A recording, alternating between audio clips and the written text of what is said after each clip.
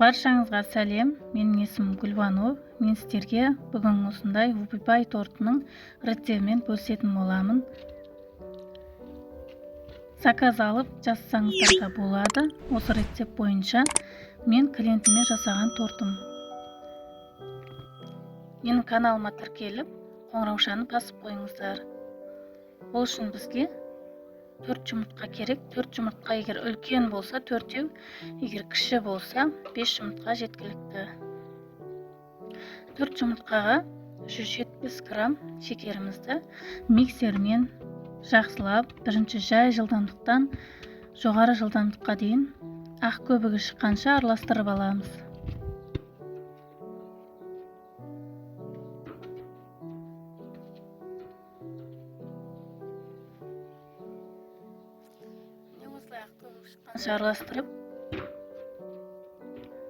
Араластырып алған соң біз шоколадымызбен сары майымызды дайындаймыз. Міне осылай ақ көбік шыққанша араластырып аласыздар. Енді шоколадымызбен сары майымызды водяной баняда ертіп аламыз. Міне осылай ертіп алсаңыздар болады. Міне біркелкі болғанша ертіп алып,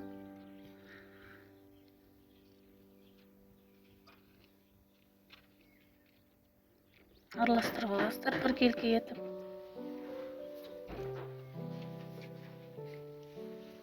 Жұмыртқаларыңыз пісіп қалмасын. Осылай шоколадты екеуін бірге араластырып аламыз. Енді ұнды, какаоны, разрыхлителді бірге араластырып аламыз.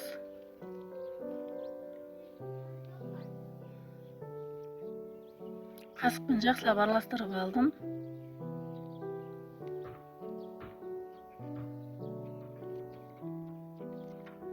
Енді осыны 2 бөлікке бөліп, я болмаса 3 бөлікке бөліп, миксермен араластырып аласыздар.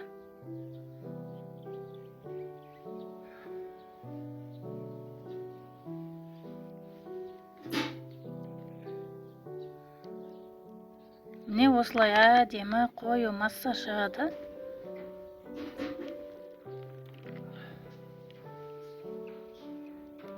Енді дайын болған тестамызды пергамент қағазына 4 штук корж шықты менде.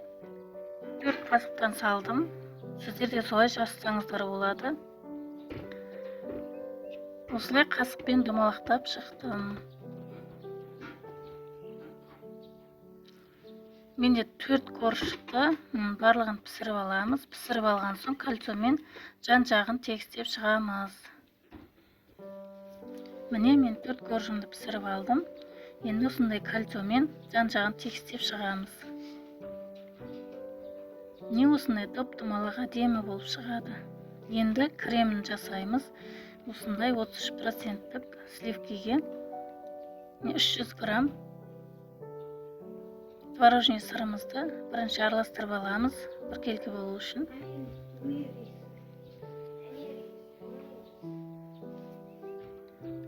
Шекер саламыз. Шекер не болмаса, сахарный пудра болса, сахарный пудра салсаңыздар болады.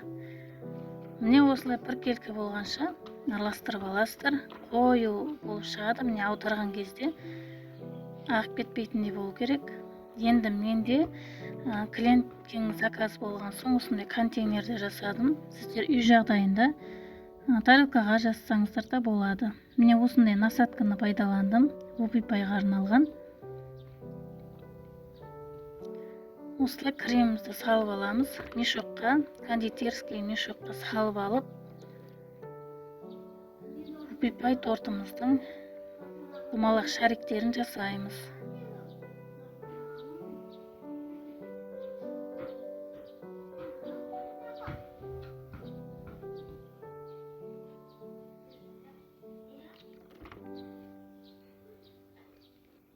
Bir қатары бітті менде. Ортасына осылай қасықпен алып жақсаңыздар болады.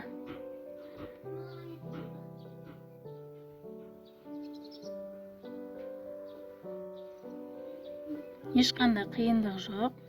Сіздер де жасай аласыздар. Жасап көріңіздер. Дәмі керемет болып шығады.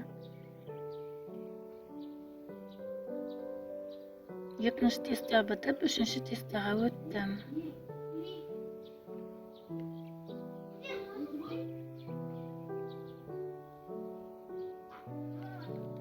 Енді ең соңғы коржымызды бетіне қоямыз. Бетіне қойып болғаннан соң шоколадымызға кішкене сливки қосып, водяной баняда ертіп аламыз. Міне осылай құйып, жан-жағын осындай пышақпен әдемелеп жайып шығамыз.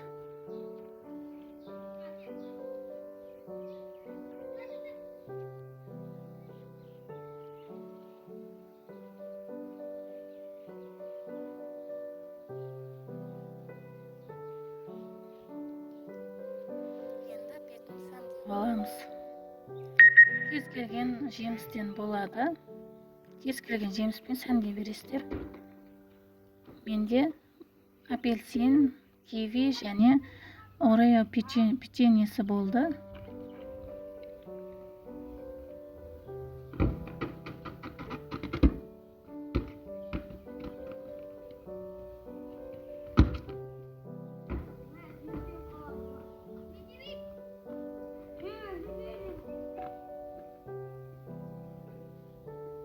Менің тапсырысқа жасалған пай тортым дайын болды. Сіздер де жасап көріңіздер. Егер де рецепт ұнап жатса, комментарий қалдырып, лайк басып кетулеріңізді сұраймын. Бұдан кейін де әдемі рецепттер, керемет оригинал рецепттер шығады. Менің каналыма тіркелуді ұмытпаңыздар.